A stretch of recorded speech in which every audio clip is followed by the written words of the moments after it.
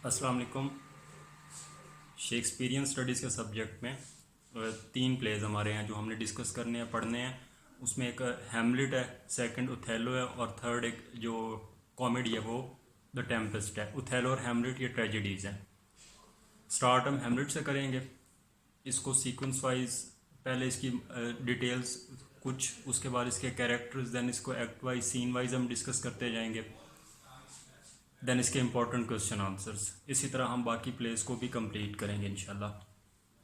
Start हम Hamlet से करते हैं और इसके बारे में आपको बताता जाऊं कि ये प्ले 1600 या 1601 में लिखा गया था और ये परफॉर्म हुआ था 1602 में और पब्लिश 1603 में किया गया था। अब इसके लिए हैमलेट ने दो मेन सोर्सेज जो थी जहां से उसने अपना मटेरियल इकट्ठा किया था।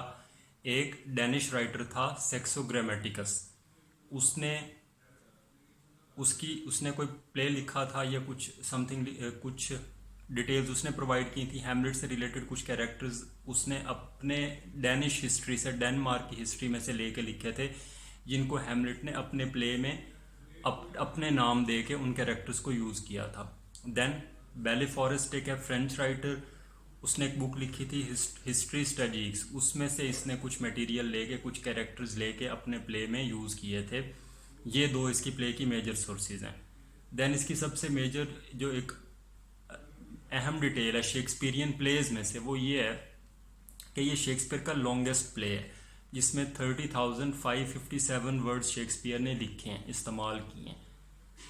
इसके 5 एक्ट्स हैं और इसको रिवेंज ट्रेजेडी कहा जाता है। नॉर्मल ट्रेजेडी से हट के रिवेंज ट्रेजेडी कहा जाता है। रिवेंज ट्रेजेडी की कुछ फीचर्स होती हैं, लेकिन जो सबसे मेन है कि एक जो इसका लीड कैरेक्टर होगा वो किसी का रिवेंज लेने के लिए स्टेप फॉरवर्ड करता है। और इस प्ले में हैमलेट का जो कैरेक्टर है, प्रिंस हैमलेट का, वो अपने फादर किंग लेट हैमलेट का रिवेंज लेता है अपने अंकल से, जो कि आफ्टरवर्ड्स अब उसके बाप को मारने के बाद किंग बन जाता है, जिसका नाम किंग क्लॉडियस है, जो डेनमार्क का किंग बन जाता है।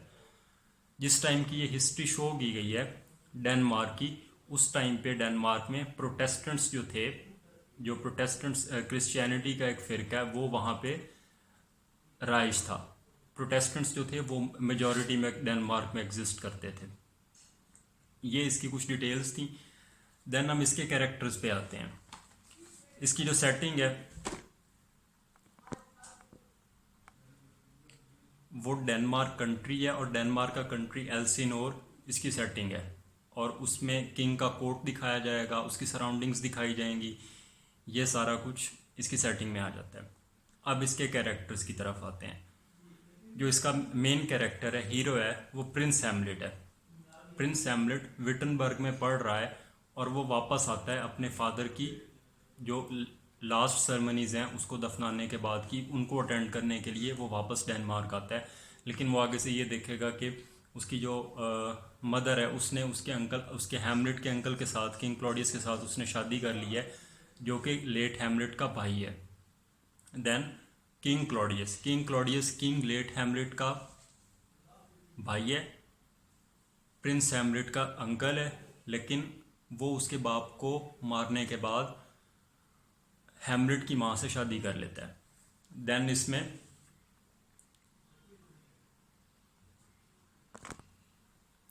इसमें घोस्ट का एक कैरेक्टर है जो कि एक सुपर नेचुरल पावर के तौर पे दिखाया गया इसको। ये कैरेक्टर जो है ये काफ़ी सारी रेवोल्यूशंस करेगा, काफ़ी सारी चीज़ें आके हैमलेट को बताएगा।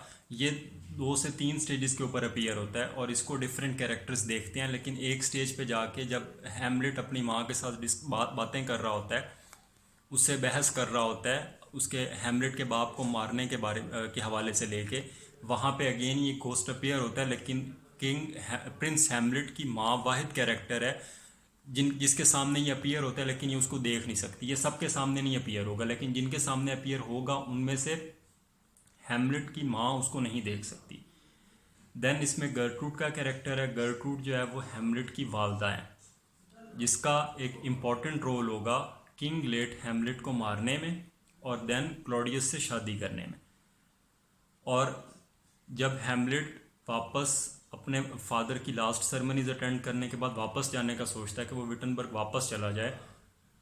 वहाँ पे ये गर्ट्रूड क्लॉडियस के साथ मिलके उसको परसुएड करेगी, रोकेगी कि तुम वापस ना जाओ, यहाँ पे रह के डेनमार्क के लोगों के लिए सर्विसेज करो। देन पोलोनियस का कैरेक्टर है, ये मिनिस्टर है किंग क्लॉडियस का। ये लेट हैमलेट के टाइम पे भी मिनिस्टर था और अब ये फर्दर भी अपनी जो रिस्पॉन्सिबिलिटीज़ हैं वो अदा कर रहा है। देन इसके फर्दर आगे दो बच्चे हैं। लेयर्टीज इसका बेटा है जो कि फ्रांस में स्टडीज़ एजुकेशन वो हासिल कर रहा है, और एक इसकी सिस्टर है ओफिलिया जो कि बिलविड है प्रिंस हैमलेट की। ये भी ट्रेजिक सिचुएशन से गुजरती है। इसका जो रिलेशनशिप है हैमलेट के साथ वो अप्स एंड डाउन्स में रहता है। इसके काफ़ी सारी हर्डल्स इसकी लाइफ में भी आएंगी, वो जब हम प्ले डिस्कस करेंगे तो ये सारी चीज़ें भी उसके अंदर आ जाएंगी। देन इसमें होरेशियो का कैरेक्टर है जो कि एक राजदार के तौर पे, कॉन्फिडेंट के तौर पे और हैमलेट के एक अच्छे दोस्त के तौर पे इस सारे प्ले में कंट्रीब्यूट करेगा। और ये इस प्ले में सामने आने वाले कुछ कैरेक्टर्स में से, इक्का दुक्का कैरेक्टर्स में से और लीड कैरेक्टर्स में जिनका अच्छा खासा रोल है, उनमें से ये वाहिद कैरेक्टर है जो एंड पे सर्वाइव करेगा। देन रोजेनक्रैंट्स और गाइल्डेनस्टर्न दो कैरेक्टर हैं जो हैमलेट के स्कूल फेलोज हैं, लेकिन इनको मिसयूज़ किया जाएगा एक ऐसे पर्पस के लिए कि वो हैमलेट की जो रियल आइडेंटिटी है उसको जानने के लिए, उसको रिवील करने के लिए, लेकिन ये भी एंड पे ट्रेजिक डेथ की तरफ जाते हैं। हैमलेट के अगेंस्ट प्लॉट करते हुए, किंग क्लॉडियस की साइड लेते हुए ये भी मर जाते हैं एंड पे। देन इसमें एक रिनाल्डो का कैरेक्टर आ जाता है। रिनाल्डो जो है पोलोनियस का सर्वेंट है। पोलोनियस इसको एक टास्क पे भेजता है फ्रांस, ताकि वो जाके लेयर्टीज़ के ऊपर उसके ऊपर चेक एंड बैलेंस रखे, उसको देखे कि वो किन लोगों से मिलता है, किन लोगों में उसका उठना बैठना है, उसके लिए कुछ पैसे भी भिजवाता है उसकी तरफ, और उसको इस हद तक लिबर्टी दे देता है रिनाल्डो को कि अगर विद इन कीपिंग लेयर्टीज़ की जो उसकी एक अच्छा इम्पेक्ट है उसको मद्देनज़र रखते हुए, अगर लेयर्टीज़ किसी बुरी एक्टिविटी में इन्वॉल्व भी होता है तो उसको पनिशमेंट दे सके। देन वोल्टेमांड और कॉर्नेलियस दो ऐसे कैरेक्टर्स हैं जिनको एम्बेसडर्स के तौर पे, मैसेंजर्स के तौर पे नॉर्वे भेजा जाता है, क्योंकि डेनमार्क के नॉर्वे के साथ कॉन्फ्लिक्ट्स होते हैं।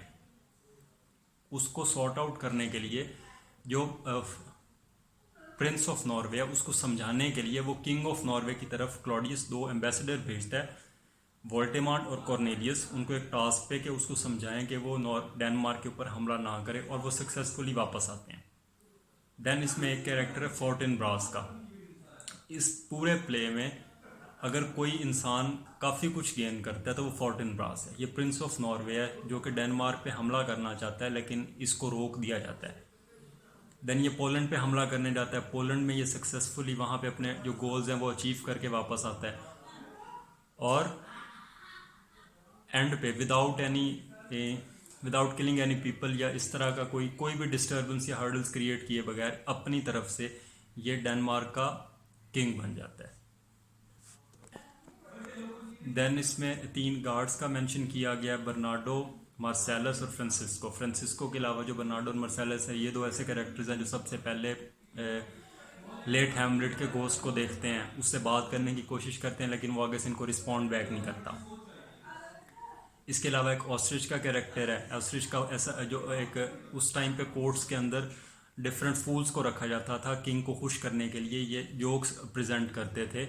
और ऑस्ट्रिच का कैरेक्टर, ऑस्ट्रिच के पास अच्छी भली प्रॉपर्टी भी है, लेकिन इसके बावजूद ये किंग की खुशामद करने में लगा रहता है।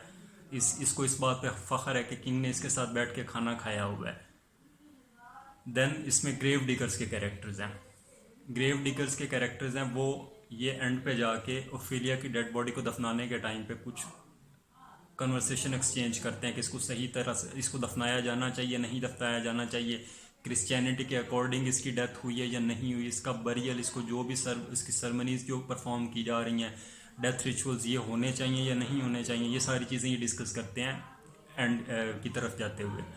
इसके अलावा इसमें एक प्रीस्ट का कैरेक्टर भी आ जाता है। जो कि दफनाने के बाद ओफिलिया की सारी सेरेमनीज परफॉर्म करने के बाद जब दफनाने का टाइम आता है तो वो इस बात से इनकार कर देता है कि इसको दफनाया जाना चाहिए।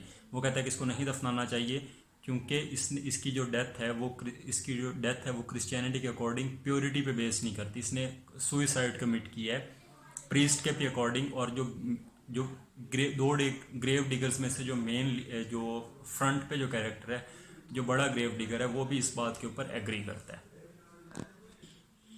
देन इसमें कुछ फर्दर छोटे छोटे और भी कैरेक्टर्स आ जाते हैं, जिसमें एक कैप्टन आ जाता है जिसके थोड़े से डायलॉग्स हैं, जो कि फोर्टिन ब्रास की आर्मी का कैरेक्टर। और ये एक स्टेज पे जाके हैमलेट के साथ कन्वर्सेशन कुछ एक्सचेंज करता है, जिसके बाद हैमलेट की एक सॉलिलॉक्वी जो है वो सामने आती है। उसके अलावा इसमें सेलर्स के कैरेक्टर्स हैं, कुछ लॉर्ड्स इसमें आ जाते हैं, एक जेंटलमैन आ जाता है। ये इसके सारे छोटे छोटे कैरेक्टर्स हैं। और ये इसकी जो प्रॉपर कैरेक्टर स्केच है वो इसका हैमलेट के प्ले का वो ये बनता है।